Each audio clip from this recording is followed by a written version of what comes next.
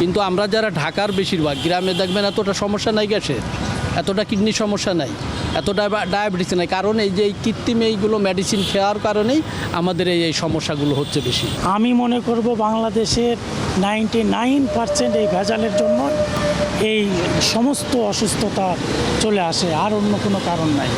রাস্তাঘাটে যে সমস্ত খাবার ভেজাল খাবারগুলো, বা রাস্তাঘাট কেন সব জায়গায় ভেজাল খাবার।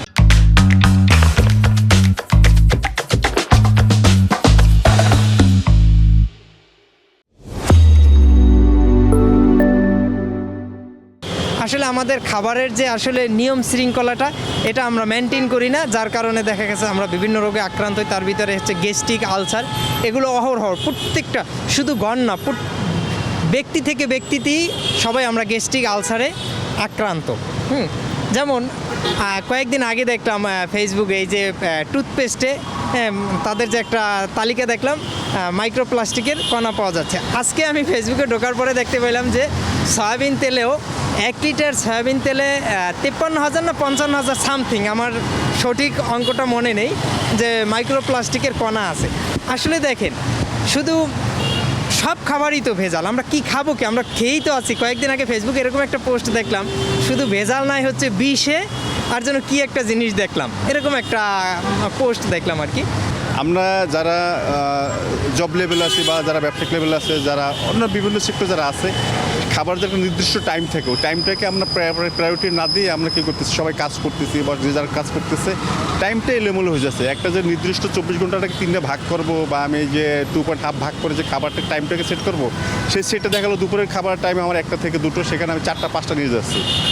ইভেন এর সাথে হচ্ছে যে আমি খাওয়ার পরে একটু হাঁটা বা একটু রেস্ট টাকা, এটা না করে আমরা পুরো কাজে শুরু করতেছি, যার যা চেয়ারে বসতেছি। এই জন্য, এবং খাবারের তো ভেজাল আছেই, সাথে ভেজাল তো আছে, এই জন্য মানে গ্যাস্ট্রিক আলসারের মতো রোগগুলো দিন বেশি ছড়াচ্ছে।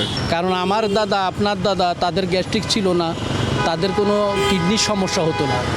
তারা যখন বয়স 90 পার হয়ে গেছে, দাঁত ছিল, চুল ছিল, কোনো সমস্যা হতো না। কিন্তু আমরা যারা ঢাকার বেশিরভাগ গ্রামে দেখবেন এতটা সমস্যা নাই গ্যাসের, এতটা কিডনির সমস্যা নাই, এতটা ডায়াবেটিস নাই, কারণ এই যে এই কৃত্রিম এইগুলো মেডিসিন খাওয়ার কারণেই আমাদের এই সমস্যাগুলো হচ্ছে বেশি। অনেকাংশেই ধরে নেওয়া যায় ভেজাল খাবারের থেকেই আপনার গ্যাস্ট্রিক বিভিন্ন রোগের হয়। যখন অনেক লোক, আমরা যারা মানুষের সাথে কথা বলি, দেখি একসাথে ওঠা বসা করছি, বাহিরে কিছু খাইছে, ভেজাল খাদ্য খাইছে বা ভেজাল কোনো কিছু হয়েছে, দেখা গেছে যে এটা খাবারের পরেই তার অ্যাসিডিটি, মানে গ্যাস তৈরি হয়েছে, এই সেই হয়েছে, বিভিন্ন ব্যথা বেদনা, তার এটা ধরে নেওয়া যায় ভেজাল খাদ্য থেকেও এগুলি গ্যাস্ট্রিকের তৈরি হয়। এটা ভেজাল খাবার থেকে। রাস্তাঘাটে যে সমস্ত খাবার ভেজাল খাবারগুলো, বা রাস্তাঘাট কেন সব জায়গায় ভেজাল খাবার। আপনার এখন বড়দের হোক ছোটদের হোক, সব জায়গায় ভেজাল খাবার চলতেছে। এই ভেজাল খাবারের কারণে আজকে মানুষের এত রোগ, শিশুদের এত রোগ, আমাদেরও যারা আছে বড়রা তাদেরও এত রোগ। হার্ট, কিডনি, লিভার, ফুসফুস যা আছে সমস্ত সব কিছুর বাদ হয়ে যাওয়ার মূল কারণটা হলো ভেজাল খাবার। আমি মনে করব বাংলাদেশের প্রথমত কারণই হচ্ছে এই ভেজাল খাবার। এমন আপনি দেখান কোন খাবারের মধ্যে ভেজাল নাই।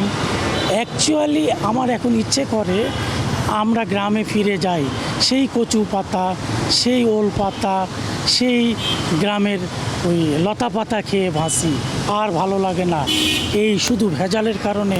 আমি মনে করব বাংলাদেশের 99% এই ভেজালের জন্য এই সমস্ত অসুস্থতা চলে আসে, আর অন্য কোনো কারণ নাই।